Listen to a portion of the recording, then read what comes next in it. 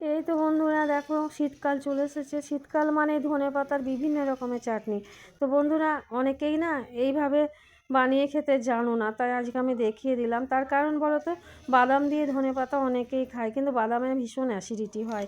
তার জন্য বাদামটা আমি স্কিপ করে গেলাম। এই যে তিলটা দিলাম, অনেকেই এটা লাল তিল বলে, অনেকেই আবার খসলা বলে, যে যেখানে বলে। আমার বাপের বাড়িতে যেমন খসলা বলে আর শ্বশুর বাড়িতে লাল তিল বলে। তো চলো, এটাকে আমি একটু খোসাটা ছাড়িয়ে নিয়েছিলাম, এবার একটু ভেজে নিচ্ছি। ভেজে নিয়ে দেখো আমি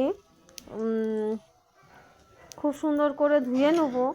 ধুয়ে ভেজে নিচ্ছি, দেখো ফুটফুট করে ফুটছে। বেশি ভাজলে আবার তেতো হয়ে যাবে, তাই বেশি ভাজা যাবে না, আন্দাজ মতো ভেজে নিয়ে দেখো ধুয়ে নিচ্ছি। এবার ধুয়ে নিয়ে আমাকে ছেঁকে নিতে হবে, জলটা পুরো আলাদা করে। দেখো বন্ধুরা, এই যে আমি এই মিক্সির জারটাতে আমি খসলার বড়া তিলের বড়া করেছিলাম, তাই আর ধুইনি। ওই বাটিটাতে, ওই জারটাতেই আমি তিলটা ধুয়ে ধুয়ে দিয়ে দিচ্ছি। দেখো ধুয়ে ধুয়ে একে একে আমি দিয়ে দিচ্ছি। কিন্তু ধুয়ে দেওয়ার পর আমি দেখো নিয়ে আসছি একটা টমেটো, হ্যাঁ, আর আন্দাজ মতো দুটো লঙ্কা। মনে হয় এতেই ঝাল হবে, তবে আমাকে কিন্তু আরও পরে দিতে হয়েছিল, এতে ঝালটা ঠিক আসেনি, তার জন্য আবার দুটো পরে দিয়েছিলাম। তো যাই হোক, তোমরা আন্দাজ মতো দিয়ে নেবে।